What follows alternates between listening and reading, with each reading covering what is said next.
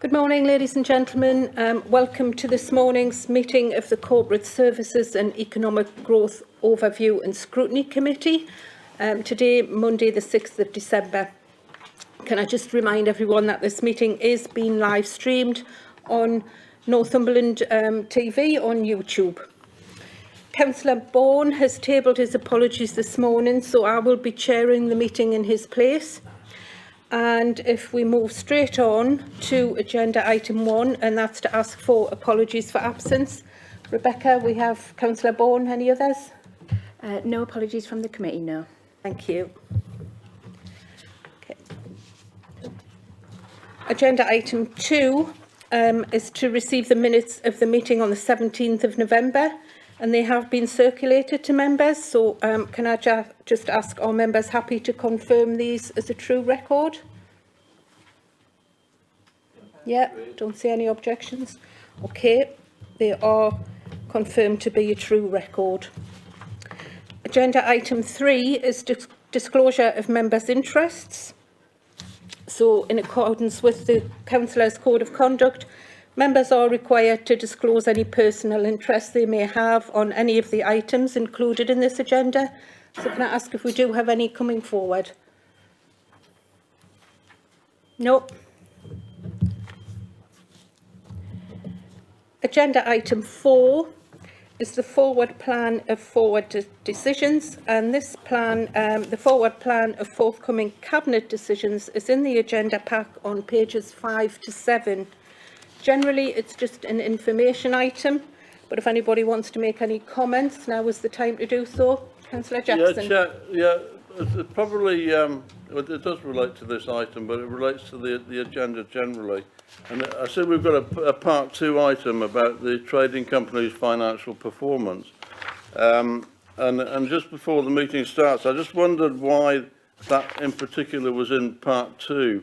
They are publicly owned companies, and I didn't think that the information in them was particularly specific. I think they were fairly generalised reports, and I couldn't see any reason why they should actually be in a part 2. And maybe we could actually review that for future meetings. But could someone actually tell me why they've been classified as part 2? Yes, are you signalling for Jan to come in here, Sean? Yeah, I'm just wondering if Jan's there. It's Jan's report. Yeah. Yes, I am here, Chair. So the report was classed as part 2 on the basis that some of the questions that members may wish to ask would touch on commercially sensitive matters. But I am having an ongoing discussion with the Council's monitoring officer about how we construct future reports so that we put as much information as possible into part 1, the open part of the agenda, and only reserve sensitive matters for part 2. But that was the rationale for it, Councillor Jackson. Thanks for that. I fully support that approach. I think there's only specific things that would need to be in a part 2, and I think we could in future think about sort of changing the way the reports are presented, like you say. So thank you. Thank you, Councillor Jackson. Just one amendment to report, Chair. On page 8 of the pack at the top, it refers to the Ad Giffrin Visitor Centre. That's actually been withdrawn from the forward plan, and so therefore it will not be subject to pre-scrutiny at this meeting in January. Okay, thanks, Sean. Right, if we move on to item 5 on the agenda, and that is the Household Support Fund. Pages 9 to 30 provides members with an overview of the Household Support Fund for the period 6th of October to the 31st of March. We do have Councillor Wearmouth, the portfolio holder here, and not Councillor Patterson, but Maureen's here, Maureen Taylor. So Maureen, are you doing the report, or Councillor Wearmouth, do you want to say anything beforehand? I'm happy to just make some brief comments beforehand, but I don't propose to take up too much of your time, and I'll let Maureen speak to the majority of this, which it's just that this is obviously a document that looks at indicative funding allocation of 2.4 million to Northumberland County Council. It's part of the wider discussion, as I recall, that we were having around how we could support the most vulnerable families in the county in the coming year. So it links in with a discussion. I think it was probably last scrutiny meeting that we were at, or the one before. But I'll hand over to Mo to go through the full detail. Thank you, Maureen.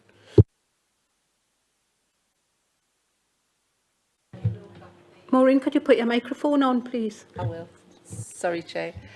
Councillors will note that this is a national allocation that's come to every local authority. For Northumberland, we get 2.4 million. This allowance or allocation runs from the 6th of October to the 31st of March 2022. The criteria is detailed in the paper. It's aimed at families and families with children, but also individuals in the county who have difficulty with household issues and essential matters such as food, fuel and utilities.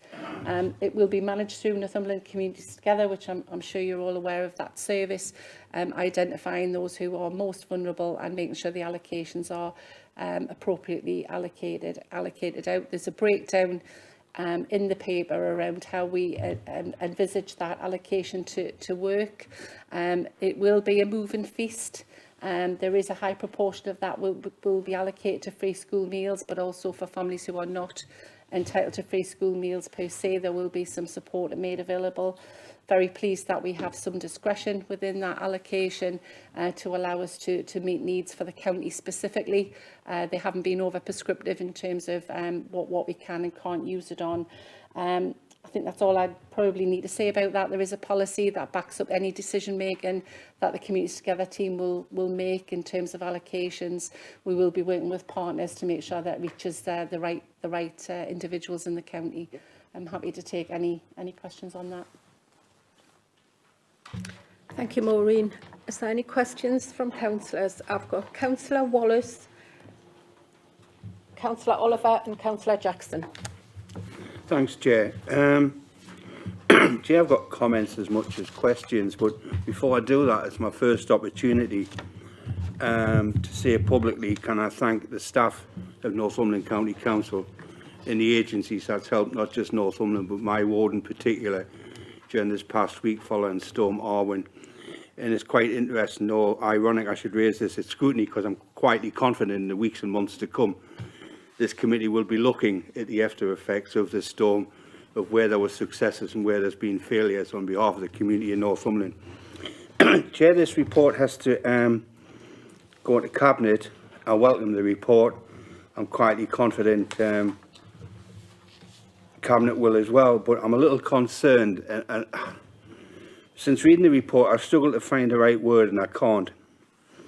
I apologise for that, but back in October, when we first looked at this, one of the big issues we raised was the 8% that was those who had difficulties in paying their council tax would get 92% relief, 8% they'd have to find themselves.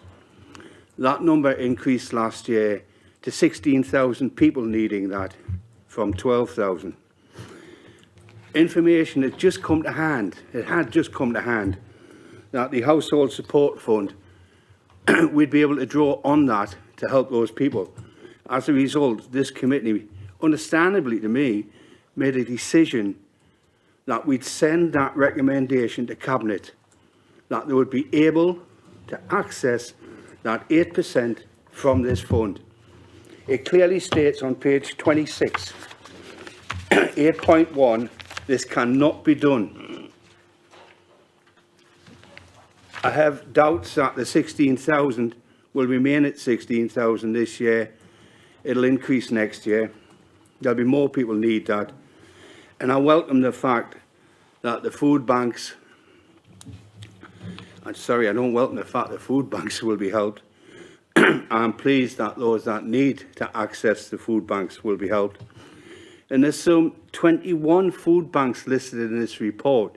It just shows you, just what the need is. And in fact, last week I picked up in a newspaper in the Hexham area, reputed to be the happiest place to live in the United Kingdom. The food bank's demands had increased by 50% in this past year. So I'm pleased this report highlights the fact that those families that need food will get help. That's terrific. But my question, getting there eventually, is how will we help that 8%?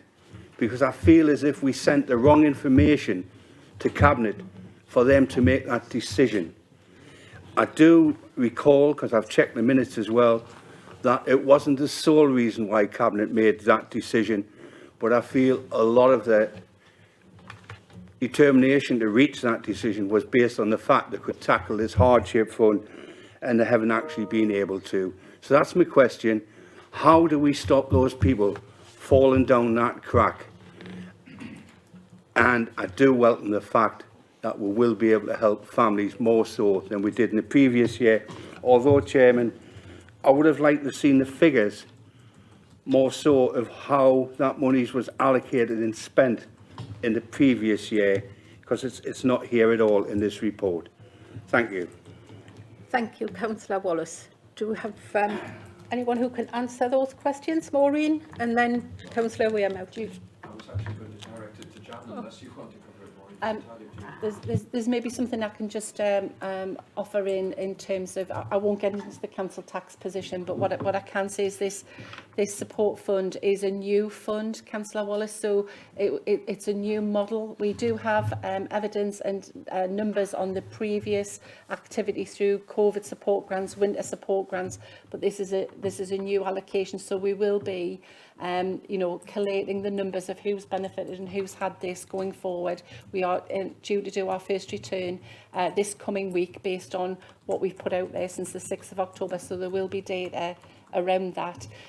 The other comment I would just say is that the criteria is being made quite clear, but we do have some discretion, and by that I'm not talking about council tax discretion, I'm thinking about its holistic support for families, about what will make the difference to them, and by supporting them on fuel, utilities, food, we will be able to get them into a better financial position.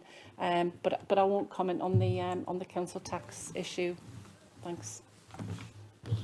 You okay with that, Councillor Wallace? Yeah, thank you, Chair. I welcome those comments. Yeah. And as I say, overall, I don't think there's anybody going to object to this hardship fund being put in place to help the many who need it in the county. Thank you. Can I just for clarification, for my own sake then, and it's sorry, but it's going back to council tax, Maureen, so you might want to pass the question to somebody else. Is the exemption that's in here, is that laid down by government? Is that a government rule and not a council rule? So there was never a chance of the council tax being included in this hardship fund? So we do have... Chair. So within this there is, it's very clear about what you can do. You can't pay people's mortgages. You can look at other areas around that vulnerability. There is some restricted discretion to support housing costs. Now, whether we decide council tax is part of that or not, we probably need the council tax conversation first. I would suggest.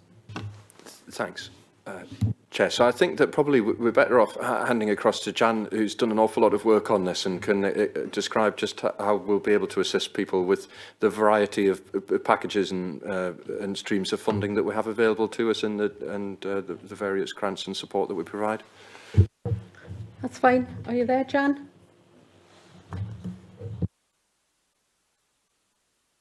Jan, you're on mute. I apologise.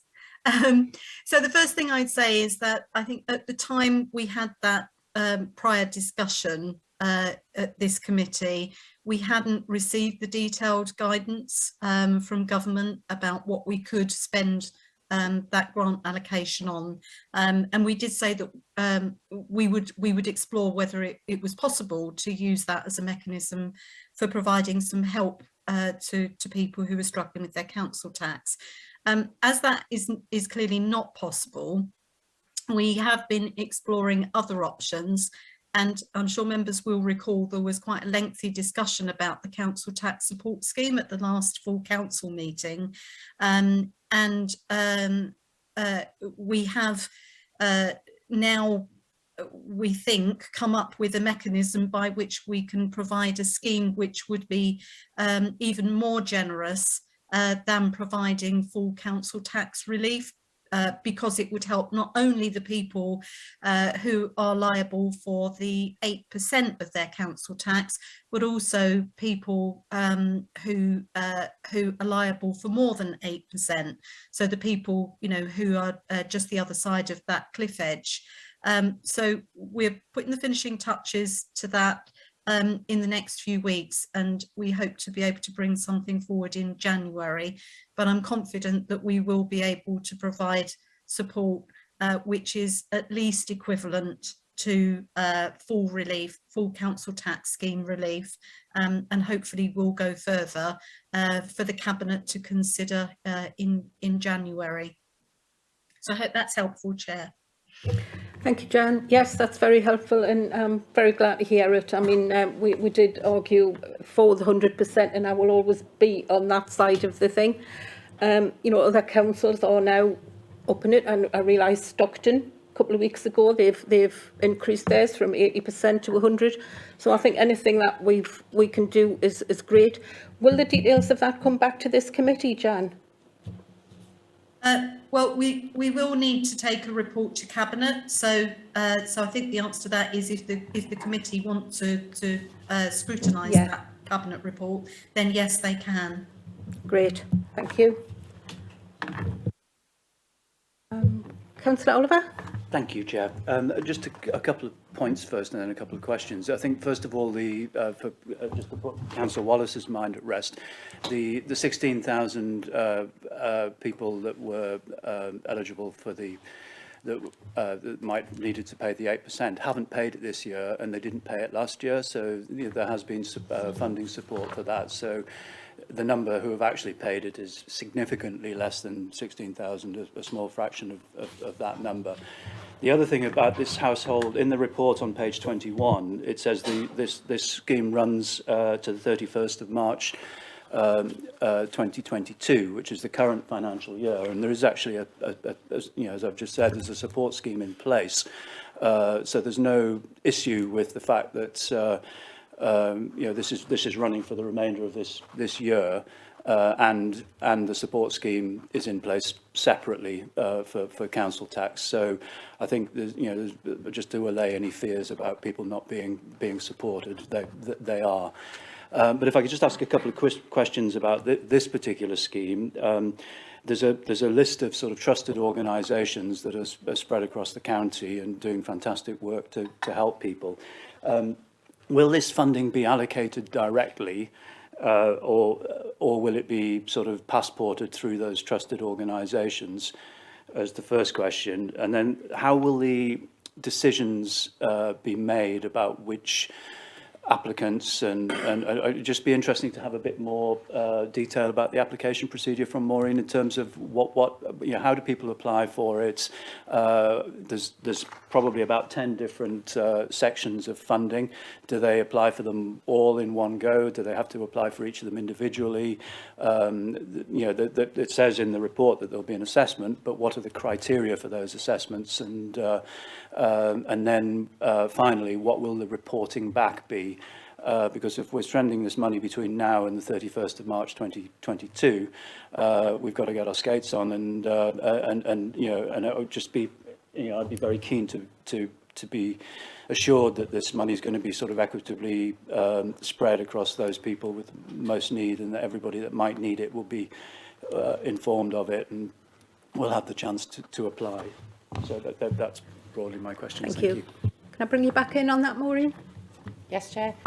In terms of the criteria for assessment, you'll see that in the note. A a high proportion of this is related to free school meals, and we already have a governed procedure around all of that. The assessment isn't based on individual shopping lists. It's about a holistic view of the family's needs and a holistic view of the individuals. So it isn't based on you have to apply for each separate element. The governance support and the trusted partners, that's been underway since we had the COVID support grant and the winter support grant. So I'm very confident that the governance arrangements about that exchange is in place. So I just give the committee confidence that that exists. So, sorry, just, it's being dealt with directly though, so it's communities together that are making the decisions, not those organisations. Yeah. They're just acting as referring They're bodies. acting as referring bodies, yes, Right. and hence the need for the policy that underpins that assessment and that process. Yeah, I think it's worth noting as well, Maureen, that we've got parish councils and county councillors on that list as well. And you know, in the past I have been on to Maureen with a couple of referrals, so it's worth just bringing it to everybody's attention that that is a possibility as well. Councillor Jackson. Yeah, thank you. Yeah, that partly relates to my concern, and it's actually how on earth you identify those individuals most in need in a county that's as diverse as Northumberland. So I think the free school meal one, which is nearly half of the package, is understandable because we've operated that before, and then that seems to go very well. But how do you identify individual families in need and then prioritise one over another? And if your consulting bodies are, I mean, they're quite wide across the county, but there's quite a gap in rural areas. The food banks and the sort of community groups that tend to be based on the towns, like Bedlington and Prudhoe, for example. But in the wide rural areas of Northumberland, where there actually is quite a degree of individual and family need, I'm just struggling to see how this scheme is going to operate. So perhaps you could put my mind at rest on that one. Right, am I back to Maureen again? Just before I do pass over to Maureen, I would just say to Councillor Jackson that in my own ward, very small ward with not that many community organisations, but we have got one that everybody identifies with, and that did apply to become a trusted partner. So that's the route that these organisations have taken, but Maureen will explain it better. Yes, thank you, Chair. Just to obviously give a little bit more confidence that NCT is a service in its own right, Councillor Jackson. So we have support planners who work directly with individuals, and we are connected to services within the council as well, adult social care, children's services, local services. So anybody who's identified or there is a concern, then NCT is a direct referral route in its own right. Support planners are working very, very closely with social prescribers in primary care. So in primary care, connecting with the GP practices around vulnerability in that regard as well, and also through colleagues in education. So I can't give you an absolute guarantee that we know where every individual who's at risk is in the county, but we have a really good profile now, better than we've ever had before because of the pandemic, because of the work that's been done around free school meals and holiday activity fund work that's gone on there. The communication of this is really key to make sure that we are making, the whole county aware that this fund exists. It's then our job to kind of manage that. It's a huge chunk of money. We need to use it really wisely. We've got good experience, but we will be encouraging more trusted partners to come forward through community groups, through parish councils, as the Chair's just said, through food banks, although we do want to change a little bit around how food banks are profiled, but that they are eyes and ears in the community on top of, the professional referrals that we get through primary care, adults, children's services, etc. Does that help? Yeah. Does that answer your question, Councillor Jackson? That's fine. Thank you. Right, Paul?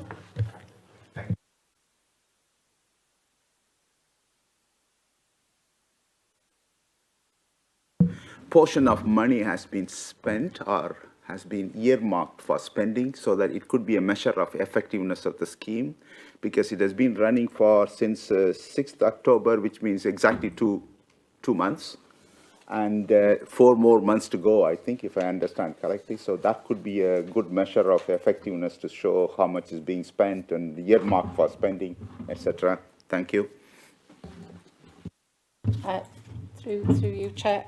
Yes, so a high proportion of that is the free school meals and the holiday activity fund. So we know that that is kind of pre-spent, for want of a better term, through the Christmas holidays and the Easter break. We're going to have that in place before the end of the financial year.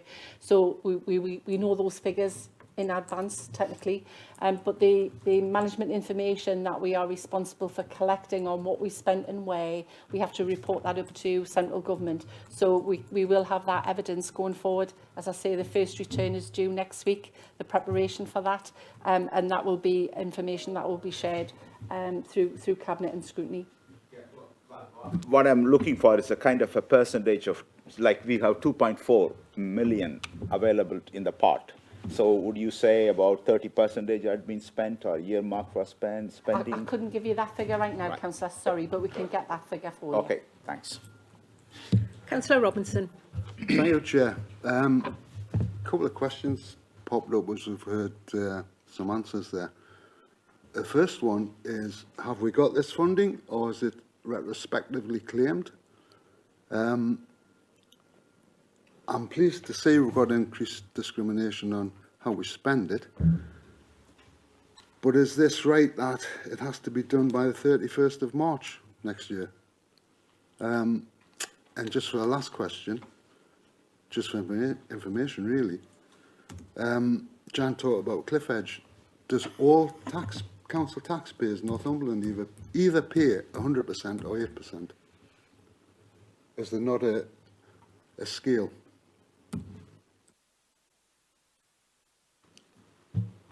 Maureen. Chair, I can pick up the first questions, and Jan maybe pick up the second one about the council tax. So in terms of have we got the money has been allocated. We receive it in arrears, monthly in arrears based on spend and the management information we give them. And the question about does it have to be spent by the 31st of March, the answer is yes. Doesn't leave a lot of time, does it? I know. Oh, do we have Jan to come in on the second question? Yes, I'm here, Chair. So the answer is no. The council tax liability is tapered, but the key point is that everybody pays at least 8%. So yeah, I just want to make sure it was a taper, because some people, like you said, will just miss the criteria, but there is help available to them at a reduced rate, but there is help available to them. Indeed. Thank you. Are there any more questions from the floor? No, thank you. I have one, probably for Maureen actually. The report does acknowledge that the free school meals will potentially exceed the 820,000 that's provisioned in this report, which seems to me that means the number of claimants is actually going to rise, expected to keep rising. And as some of the other councillors have said, there's more people than ever relying on food banks at the moment. How does this scheme sort of tackle the underlying problems of the growing in-work poverty and the child poverty that we're facing? Just to come back on your question, Chair, there is a contingency. We're holding 300,000 in contingency in terms of any overspill on free school meals, but also the government asked us to give a delivery plan, which is what those figures are based on. If we need to revisit that delivery plan, say, we've given a notional allocation for something that we're not spending in that particular area, but we can demonstrate a need in another category, then we would go back and revise our delivery plan. Thank you, Maureen. Right, if there are no more, Councillor Robinson. Just thank you, Chair. Just a very quick one. Given the time scale we've got to do this, I'm wondering if members could help getting the message out, because, like I say, it is a movable feast, and you know, we've gone through pandemics, all sorts of things, which is impacting onto people's lives weekly. So I would have thought any help we could be getting this message out in the next few months, could we do that? Yeah, Maureen's signalling to come back in, and then I've got Councillor Wallace. I do think there'll be a big sort of comms message going out on this, Councillor Robinson, but Maureen will fill in on that. Yes, Chair. So there are significant comms being delivered. All councillors have had a briefing note. We can re-provide that and reinforce that. We're also doing some additional support to parish councils and giving a presentation to parish councils. Basically, the key message is if you have residents who are vulnerable, come through NCT, and we will make sure that those residents are supported either through this grant or through other means. We're trying to keep it as simple and as straightforward as we possibly can, but we will increase the comms. Councillor Robinson. Thank you. Councillor Murphy signalling now. Thank you, Chair. It was just to say, I think if Storm Arwen has taught me anything, it's taught me how incredibly important the role of a councillor is within the community and what a resource we are in terms of receiving information from our communities and putting information out there linked with town councils and parish councils. And I think that's an excellent strategy. I really think that's where to start, because the first person people will complain to often is their councillor, whether that's county, parish or town. And I just think all future communication strategies should centre us as part of them. Thank you. Thank you. That would seem to make perfect sense to me. Councillor Murphy. Daljit. Thank you. Thanks. Just as a sort of segue into that, it's just really helpful to just remind members that I totally agree with the councillor, but also we have the arrangements for councillor contact, and the odd one is still coming through to certain officers, and obviously we're quite busy on the ground currently. So if members could use the special email box for any queries directly, they're picked up. There's somebody on that constantly. They're picked up. They're prioritised. You may not hear back, you know, immediately, depending on the priority, but we do make sure where people are asking for assistance or there's cover. It's been a very busy period. We've got round to over 2,000 of the households in the last couple of days. So, and we will be doing it again if Power Grid aren't able to connect all of the households. So it is very busy. We ask just for a bit of patience and support from members, and I just thought it was a useful link that obviously we're proactively working on the ground with a range of members, and it's working very well. We are mindful that quite a number of households still don't have power, and you know, it's been a difficult time. It must be cold, it's wet, and some people aren't able to leave their homes for a variety of reasons. So we are, wherever possible, along with our partners, and we've had some really good support from partners, ensuring people are safe and well. The priority is health and safety and protecting life for our residents and making sure they have what they need. But it was just really to come in there that, you know, there are really proactive arrangements with the vast majority of our councillors. Thank you, Daljit. Right, if there are no more questions about Councillor Wallace, this is the last one, and then we're going to move on to the recommendations. Thanks, Chair, for coming back to me and bringing me back in. It's just to reassure Councillor Robinson, and actually to thank Maureen Taylor, as Chairman of Northumberland Association of Local Councils, NALC. I took the opportunity to invite Maureen to come and make a presentation to NALC a week on Friday, or well, the 17th of December, and I'm sure she'll highlight this. So I would make a plea to colleagues in the room today. You have delegates on the town council, make sure they come to that county committee, and that way we will get the message out to the four corners of Northumberland. Thank you. Thank you, Councillor Wallace.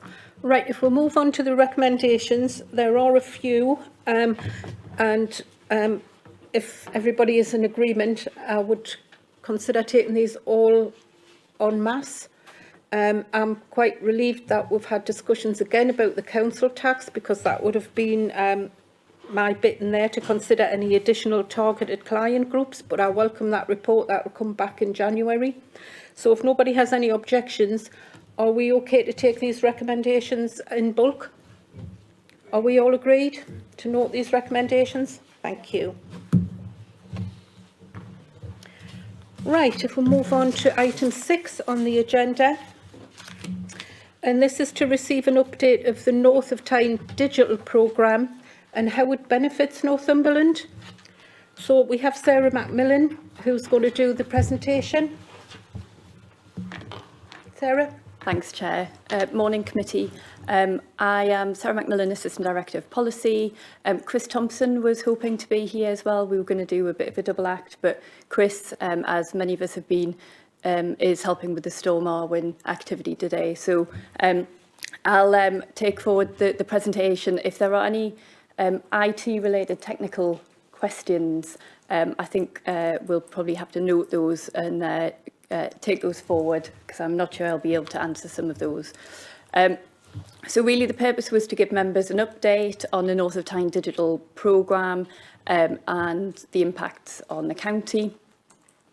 It covers both the digital sector as a sector of the economy, but also the infrastructure elements of digital as well.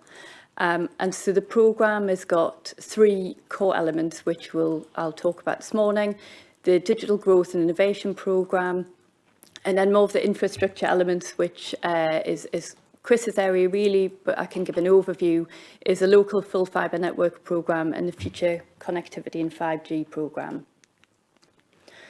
So in terms of the Digital Growth and Innovation Programme, this was an early priority for North of Tyne, along with a few other sectors where they were identified as being really key in terms of the growth of the economic growth for the area. And an evidence-based narrative was developed to inform the work of this programme. So that really set out the capabilities and the assets, and also the opportunities in the North of Tyne area for digital. And importantly, it identified areas of future investment to support growth and productivity. What the narrative also set out was, unsurprisingly, a growing importance of digital in all across the sector and the economy, but also this increasingly blurred boundary between what we would have traditionally called digital firms and then the rest of the economy. And digital expertise and processes and equipment becoming more critical to most businesses. And if we think about some of our advanced manufacturing businesses in the county, their digital expertise and processes are key to that. The other thing that was identified as part of the evidence base was that we've seen strong growth in North of Tyne area in the sector, and also we've got really strong assets to build on. So the businesses that we've already got here, but also assets like Newcastle University's National Innovation Centre for Data as well. So the Growth and Innovation Programme is made up of 4 key themes. They're outlined in that orange box in the centre, and each of those has got a range of activities that are either in delivery now or in development. So if I take the top left-hand side on people in digital readiness, there was a lot of work that was undertaken as response to the pandemic, including digital inclusion, so giving out quite a bit of kit to individuals to enable people to continue either their learning or continuing to be able to work, where digital equipment was important for them to be able to do that. And there was a really successful piece of work that we carried out for SMEs as well. Advance delivered that on our behalf, and again it was in terms of some of our COVID response work, where we quite rapidly were able to support small businesses who had to essentially move their trading as much as possible online. when lockdown happened, and so there were grants and support packages for businesses to build their own websites, to do much more online marketing and develop apps. So we've seen some really good examples of activity through that. We've seen accommodation providers who have more than seen a return on their investment because of their online marketing activity and booking up of their accommodation. We've seen hospitality businesses that were able to use mobile apps to help them do takeaway deliveries over lockdown, but also as they opened up taking orders, there was less contact for staff and customers. And also businesses that have just increased their trading because they've got a much more professional and efficient online platform now to work from. Also, as part of getting people ready and supporting people, there's the devolved adult education budget, and as part of that, the digital entitlement. So adults age over 19 or above can get a level 1 in digital skills to help them either progress in work or get into work, as we know that's an important element for most jobs now. And finally, in that section, Skills for Growth, which is a piece of work underway at the minute, where we're asking businesses to come forward and say, what skills do you need that can't be met through the mainstream? And digital is a key part of that as well, the digital sector. So those expressions of interest are currently being looked at by the North of Tyne team at the minute. Moving round anti-clockwise, infrastructure and ecosystem. So that's really the soft infrastructure to support businesses. And there's a series of projects being delivered through agencies who work within the digital sector to support digital startups. Digital cluster development, that's really around supporting digital companies develop new services and new products to take to market. And digital skills are a key shortage area, I think not just in the digital sector, we see it right across the economy. So a piece of work around developing career pathways and onto recruitment in the sector. And a business accelerator programme as well, so businesses that have high growth potential, supporting them to meet that, whether that's access to finance or access to new markets, there's a support package available to them. Continuing to move around then, the development of the narrative, this came out really strongly in a lot of the consultation work that was done in developing the narrative, and the sector itself telling us that they want us to tell a story more in a much more positive way. The fact that we have a strong sector here and it's seen growth, and that will do two things. One, it'll encourage people to move into that sector and want to work in that sector, but it'll also attract more businesses to want to be here because of that that locus of activity. And we're starting to see that in the past few months. We've seen a number of digital businesses who've inquired about basing themselves in Newcastle, but will be providing jobs right across the patch. So we're starting to see that work. And then finally, at top right-hand corner, ideas, tech and digital adoption. This is really a series of support measures for the wider economy, so businesses that wouldn't necessarily class themselves as digital, and supporting them to digitise some of their services or their processes to make them more efficient and productive, right from quite basic digital adoption through to more advanced digital adoption. And then finally, working with, I mentioned the Newcastle University National Innovation Centre for Data, and that's a project working with their data analysts, and they are working with businesses to help businesses better understand their data so they can drive efficiencies, drive innovation and drive productivity. So moving on to the local full fibre network programme. This is a £12 million programme that North of Tyne secured for Northumberland, and it's a programme that will see additional fibre installed into public buildings. As a result of the programme, a number of community fibre partnerships have been established, which previously, before this funding, were unaffordable.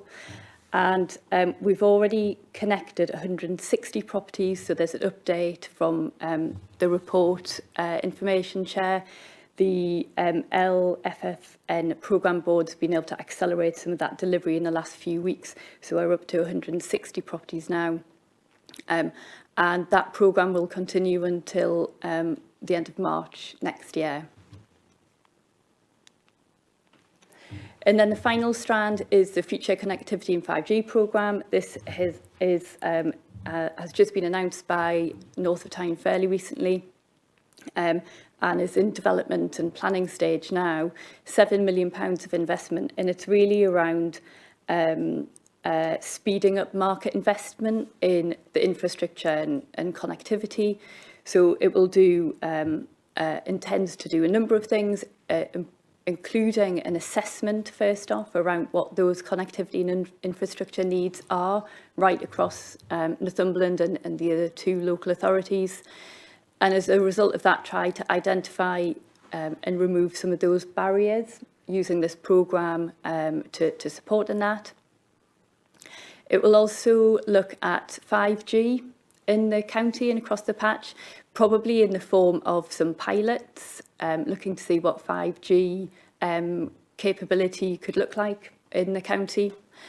And what we also want to include in this programme is digital inclusion as well, recognising that there are two key strands. People need to have the actual connection and the infrastructure there, but they also need the skills and confidence to be able to use that connectivity as well.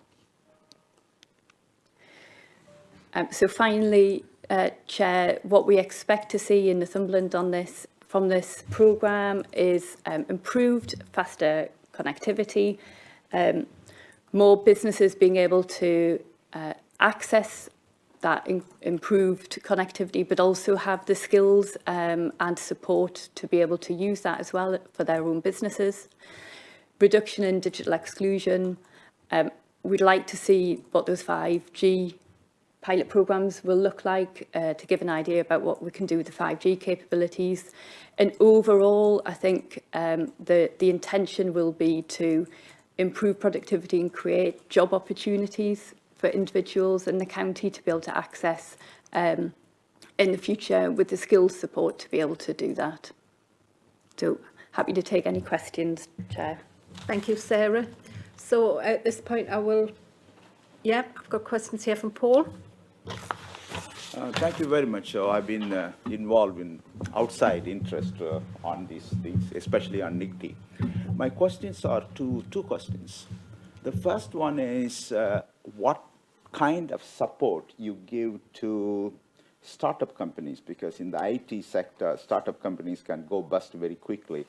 So what kind of support you give? And the second question is, you are encouraging businesses to become digital aware.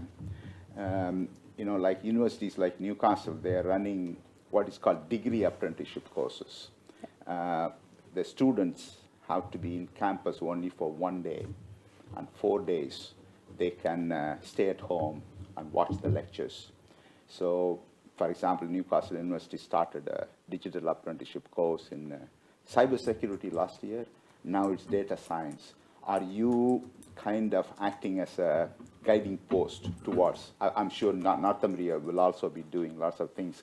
So are you acting as a kind of contacting the companies and pointing towards the higher educational institutions we have in the region? Thanks. Yeah, I'll take that, Chair. So in response to the first question, Councillor, the startup support, it will take various different forms. So I think some of it will be around supporting if you've got spin-outs, which often might come from universities where there are ideas which can be commercialised. It'll be supporting them to think through what is their business plan, what is the commercialisation of that, accessing particular finance that might be available through the whole spectrum of funds that are available, and maybe accessing skills as well. So I think there'll be a whole host that will respond to whatever the needs of that particular startup is. And in response to the second point about the degree apprenticeships, I agree the apprenticeship programmes are a really important part of what North of Tyne are doing, and supporting the that kind of connection, I suppose, making those links between the skills needs and what businesses needs will be an important part of the programme. Another question, what is NTCA stand for? I could understand NT for North Tyne. What does CA stand for? Sorry, that's North of Tyne Combined Authority. Oh, NTCA. Oh, I see. Sorry, I was thinking in terms of IT. Sorry. Sorry. Thank you. Thank you, Sarah. We've got Councillor Robinson with a question. Thank you, Chair. We heard about the help you give to businesses during lockdown, whatnot, to get them to embrace a digital offer. What I want to know is this ongoing? Is this for the foreseeable future? Thanks, Councillor. It was a specific programme that got that got funding through North of Tyne for the response to COVID. So that particular project will come to an end shortly. But actually what we're looking at, because it was so successful, is if there are activities that we can continue on with funding through things like UK Shared Prosperity Fund, which we're expecting to get more details from shortly. So there will be aspects that we'll want to continue because it's been so successful. Councillor Oliver. Thank you, Sarah. It was very interesting. This might be a question for Chris, but I guess I'm slightly worried that about rural areas in particular, that we end up with a sort of two-speed digital economy, because most of the effort, and we've made massive progress in the last few years in terms of connectivity, and the first thing we have to do is actually physically provide the broadband or the 5G or whatever it is. But there are still large pockets of our rural areas that are not connected. LFFN is a fantastic sort of tool for that, because it gets the big pipes out into those rural areas and then you can sort of build the network from there.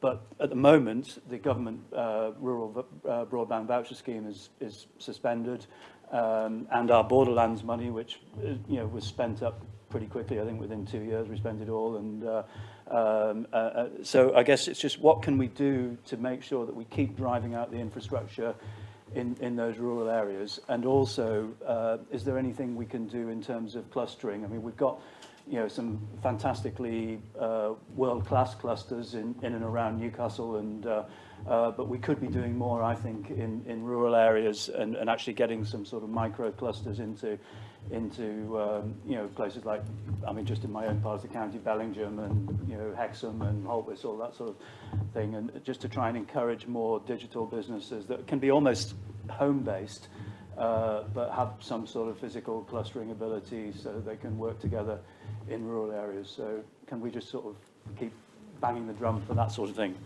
Oh, yeah, thanks, Councillor. Yeah, on this, I'll take the second point first. Yes, I think you're right. That needs to be something that we can pick up within that wider programme, whether or not that's startup or the digital clustering work. It's something that, as officers, we are constantly reminding our North of Tyne colleagues around when programmes come forward that there needs to be an element of being conscious of the rural aspects of the programmes as well. On your first point, Chris might have more of the detail on that, but I agree, and that as part of the third strand of activity that I outlined there, I think part of that assessment will help us then do that better, understand where some of those barriers are. And I know there's work underway, working with DCMS, already trying to push forward a lot of those programmes and activity at the moment now. Yes. I think the point raised by Councillor Oliver is very important, because digital connectivity is extremely important, particularly in rural areas. Yeah. One thing pandemic had exposed is that how important we need to have internet connectivity, not just for businesses, but also for homes. I mean, so I think it will be very, very good, especially for Northumberland County, if we focus a little bit more on. I think urban areas can look after themselves, I think. For example, we have Virgin Media putting fiber optics in Cramlington because they see lots of profit there. But whereas in rural areas, I don't think that they are naturally attracted to providing such an infrastructure. So we need a bit of a nudge. So I think it's a very excellent point you have raised there. I think it's very important. Thank you. Thank you. Thank you, Sarah. Very informative presentation. And I'd just like to say, I think, you know, it's great that the cross-party working that goes on. The North Tyne Authority is benefiting Northumberland, and we need to target those rural areas, as you say. I'm sure members all agree that it's essential for everybody to have access to good digital quality equipment and fast broadband and have the skills to use these things. So until we can close that digital divide, residents are disadvantaged in so many ways, you know, economically, educationally, and even the health outcomes are different. So it's important, I think, that we do keep pressing on with this and get as much as we can for all areas of Northumberland. Thank you. Thank you very much, Sarah. Right, if we move on to agenda item 7, and that is the debt recovery update, and members will find this in pages 39 to 58 of the agenda pack. And for this, I'm going to, sorry, I couldn't find you there, Keith, hand over to Keith Teasdale. Thank you, Chair.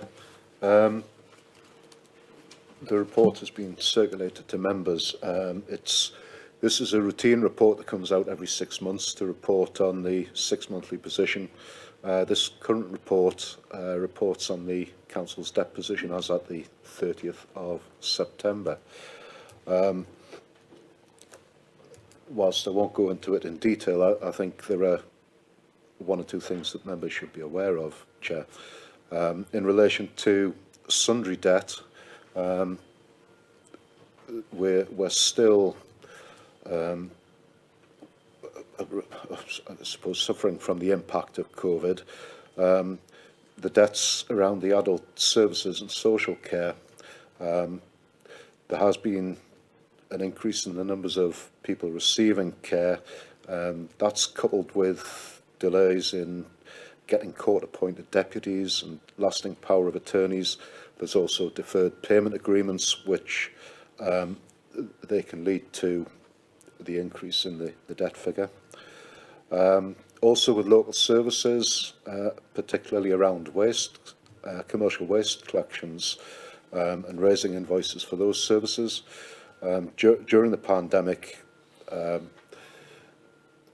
the waste invoices, or there's been a need to raise waste invoices, but that coupled with lockdowns which occur and reoccur, that led to rebilling exercises, which in turn led to delays in the bills going out and the final amounts that are due being notified to customers.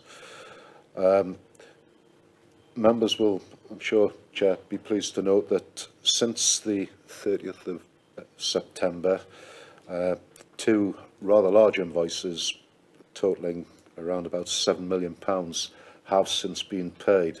So since the 30th of September, the debt position, or the outstanding debt, has been reduced by at least £7 million.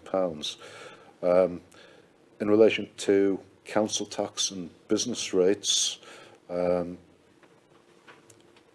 2021, there was effectively a hold on recovery action taking place.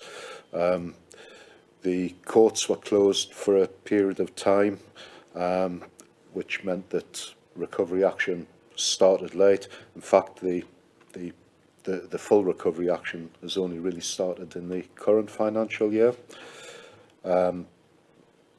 Because of that, a number of residents will have arrears which are carried over from the last financial year.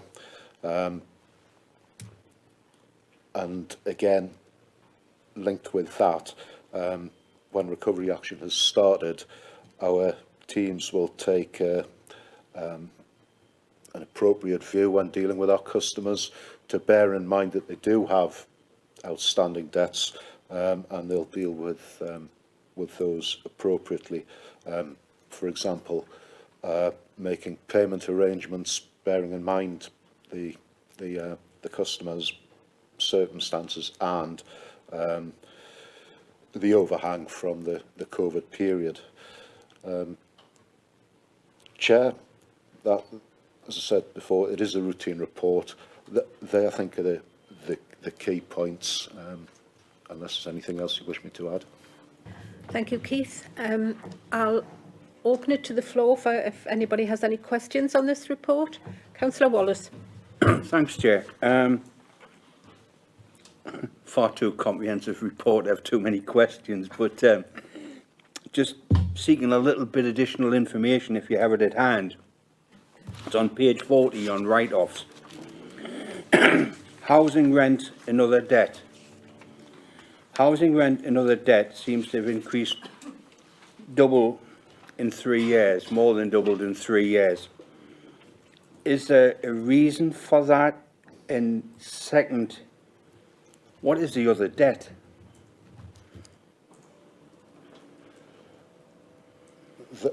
I don't have the full reason here. That's maybe something, Chair, that... Chair, I can understand not having an answer to that, but I think £434,000 deserves an explanation rather than 2 words, other debt. Thank you. Would we be able to get some sort of explanation circulated to members by email or? Yeah? Any other questions? Councillor Oliver? No? Just a matter of appreciation. Yes, it was, as Councillor Wallace said, it was a very comprehensive report. I was spending a while. But what made lots of sense to me was your benchmarking performance compared to other councils. We seem to be doing relatively well, actually. Somewhere I read 95, yeah, that's correct, yes. The average was 95.7%, and we are doing much better in terms of in-year debt collection. So I'm quite happy with the way the job being done. Thank you. Thank you. Thank you. I did have a question, and I think Keith touched on it briefly when he was presenting the report. I mean, obviously, the council has a duty to recover outstanding debts, but I think we'll have to ensure that the processes involved are proportionate and fair to everybody, particularly in this current economic climate. So, do we focus on those who won't pay rather than can't pay? Particularly around council tax, there's an automated process. Okay. When we respond to customers, we will respond proportionately, as you say, depending on their circumstances. So, if we have customers who are struggling, there are things in place where the team will look to see whether they're getting all the assistance, the council tax support that they need. So we will help where we can with customers who need help. Customers who are simply the hardcore won't pay us, then they'll go through the process. Fine, thank you. Councillor Murphy? Thanks, Chair. I just wanted to make a comment on the sundry debt and those couple of paragraphs about the increase in adult social care invoices and the 12 customers who have past due balances, that area. I just wanted to comment that I think those words cover an awful lot of pain and tragedy in people's lives, and very, very difficult decisions and difficult financial decisions with relating to care of vulnerable and elderly relatives and so on. But I also think that must be quite tough for staff to deal with. And it must require a great amount of skill to liaise with families and relatives of people who've deceased, and to look at lasting power of attorneys, and deferred payment agreements and everything. So I just wanted to acknowledge that I think that must be a really, really tough area to actually administer. But I also think that those couple of paragraphs cover an awful lot of human pain and misery. So thank you for that. Thank you, Councillor Murphy. Any other questions? No? Okay, the recommendation is that we note this report. Has everyone agreed with that? Yeah, it's agreed. Thank you. Thank you, Keith.